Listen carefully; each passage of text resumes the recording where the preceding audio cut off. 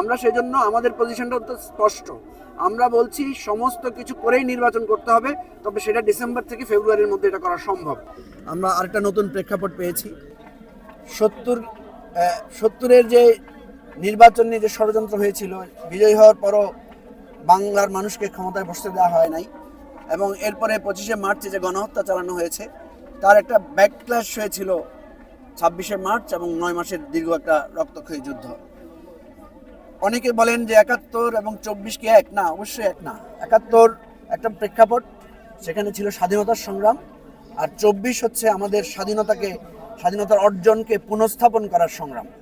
কিন্তু একটা অদ্ভুত একটা মিল আছে, সেটা হচ্ছে এখানেও এক ধরনের গণহত্যা হয়েছে এবং গণহত্যার প্রেক্ষিতে আপামর জনসাধারণ রাজপথে নেমে এসেছে, এবং তারই ভিত্তিতে বাংলাদেশ নতুন করে জন্ম নিয়েছে এবং নতুন একটা প্রত্যাশার সামনে আমরা এসেছি।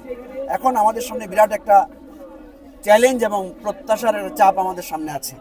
আমাদের আপাতত যে চ্যালেঞ্জটা আছে সামনে, সেটা হচ্ছে দেশের শান্তি শৃঙ্খলাটা ফিরিয়ে আনা, তারপরে হচ্ছে একটা বিচার ব্যবস্থা করা, যারা এই খুন গুম করেছে তাদের বিচার করা, দৃষ্টান্তমূলক বিচার করা।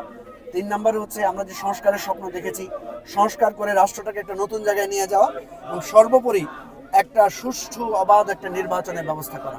আমরা মনে করি এই 4টি কাজ যদি সুন্দরভাবে আমরা করতে পারি, তাহলে বাংলাদেশ একটা রাইট ডিরেকশনে দাঁড়াবে এবং আগামী দিনে আমরা আমাদের স্বাধীনতার স্বপ্ন, অঙ্গীকার, 24-এর স্বপ্ন সবকিছু আমরা বাস্তবায়ন করতে পারি। দেখেন, আধিপত্য থেকে বেরিয়ে আসার একটা রূপক ব্যাপার আছে। একটা হচ্ছে প্রায়োগিকভাবে, আর একটা হচ্ছে তাত্ত্বিকভাবে। এখন আপনি যদি একটা আধিপত্যের জায়গায় আরেকটা আধিপত্য এনে স্থাপন করেন, তাহলে তো আমরা আসলে প্রকৃত অর্থে আধিপত্য থেকে মুক্ত হতে পারবো না। সেই পয়েন্ট অফ ভিউ থেকে আমি মনে করি যে আধিপত্য থেকে মুক্ত হওয়ার জন্য আমাদেরকে আরো অনেকগুলো সংগ্রাম করা বাকি আছে। তবে আমরা মনে করি যে প্রত্যাশাটা তরুণরা জাগিয়েছে, সেটা সহজে দমবার পাত্র না।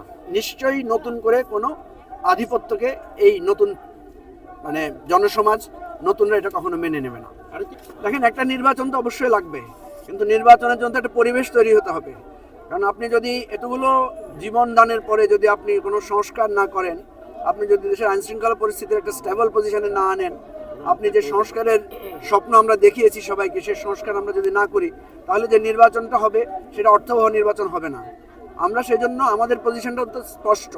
আমরা বলছি সমস্ত কিছু করেই নির্বাচন করতে হবে, তবে সেটা ডিসেম্বর থেকে ফেব্রুয়ারির মধ্যে এটা করা সম্ভব। আমরা নির্বাচন পেছানোরও পক্ষে না, কিন্তু অবশ্যই এই যে 4টি চাওয়া আছে আমাদের, এই 4টি চাওয়া করেই কিন্তু নির্বাচন দেওয়া সম্ভব। আমার বাংলাদেশ পার্টি, আপনি জানেন যে আমরা নির্বাচনের জন্য নিবন্ধন প্রক্রিয়া শুরু করার পর থেকে আমরা এটাকে একটা নির্বাচন প্রস্তুতি হিসেবে গ্রহণ করেছি। সম্প্রতি আমাদের নির্বাচন কমিটি একটা তালিকা প্রণয়ন করেছে, প্রাথমিক তালিকা। সেখানে প্রায় 181 জনের একটা তালিকা আমরা পেয়েছি। আমরা চেষ্টা করছি যে এই তালিকাটার আলোকে আমরা দ্বিতীয় পর্যায়ে আমরা একটা যাচাই বাছাই করব। অর্থাৎ এবি পার্টি যাতে শক্তিশালীভাবে নির্বাচনে অংশ নিতে পারে। এর বাইরে যদি কোনো জোট বা সম্মিলিতভাবে নির্বাচন করার কোনো সুযোগ সৃষ্টি হয়, সেটাও আমরা ভেবে দেখব এবং সেটা আমাদের বিবেচনায় আছে।